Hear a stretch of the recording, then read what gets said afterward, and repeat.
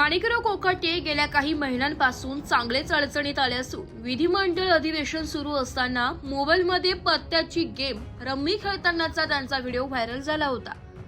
राज्याचे क्रीडा मंत्री माणिकराव कोकाटे पुन्हा अडचणीत आले, कारण यापूर्वी प्रथम वर्ग न्यायालयाने त्यांना सुनावलेली शिक्षा वरच्या कोर्टात कायम ठेवण्यात आली।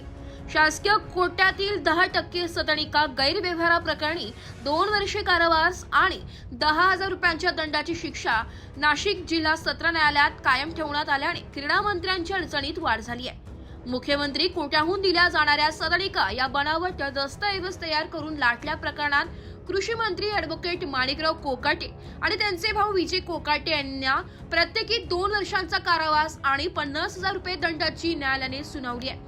माणिकराव कोकाटे गेल्या काही महिन्यांपासून चांगलेच अडचणीत आले असून विधिमंडळ अधिवेशन सुरू असताना मोबाईलमध्ये पत्त्याची गेम रम्मी खेळतानाचा त्यांचा व्हिडिओ व्हायरल झाला होता। मात्र आपण रम्मी खेळत नव्हतो तर मोबाईलवर ते पॉपअप आल्याचे सांगत त्यांनी हात झटकले होते। मात्र त्यांच्याकडून कृषी मंत्री पदाचा पदभार काढून घेत त्यांना क्रीडा मंत्री पदाची जबाबदारी देण्यात आली। त्यातच सदनिका घोटाळा प्रकरणी न्यायालयाने माणिकराव कोकाटे यांना 2 वर्षे कारावास आणि 50,000च्या दंडाची शिक्षा ठोठावली होती। आता जिल्हा सत्र न्यायालयाने ही शिक्षा कायम ठेवली आहे। प्रथम वर्ग न्यायालयाने शिक्षा सुनावल्यानंतर विरोधकांकडून माणिकराव कोकाटे यांच्या राजीनाम्याची मागणी केली जात होती। त्यावेळी या शिक्षेला आव्हान देत कोकाटे यांनी जिल्हा सत्र न्यायालयात धाव घेतली होती।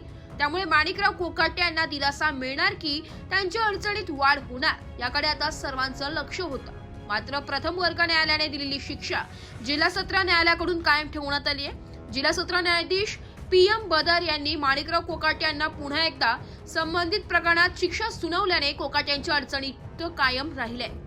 नाशिक शहरातील उच्चभ्रू परिसरात माणिकराव कोकाटे यांनी 30 वर्षांपूर्वी अल्प उत्पन्न गटातून सदनिका मिळवली होती। स्वतःचा भाऊ विजय कोकाटे, पोपट सोनवणे आणि प्रशांत गोवर्धने या 4 जणांनी कॅनडा कॉर्नर भागात निर्माण व्ह्यू अपार्टमेंटमध्ये मुख्यमंत्री कोर्टातून अल्प उत्पन्न गटासाठीच्या सदनिका प्राप्त केल्या होत्या। यानंतर तत्कालीन दिवंगत राज्यमंत्री तुकाराम दिघोळे यांच्या तक्रारीवरून जिल्हा प्रशासनाने सदनिका वाटपाची चौकशी केली होती। गुरुवारी दिनांक 20 रोजी प्रकरणात नाशिक न्यायालयाने माणिकराव कोकाटे यांच्यासह त्यांच्या भावाला प्रत्येकी 2 वर्षांचा कारावास आणि 50,000चा दंड अशी शिक्षा सुनावली आहे। वृत्तसंकलन विभाग, एस मराठी न्यूज, नाशिक।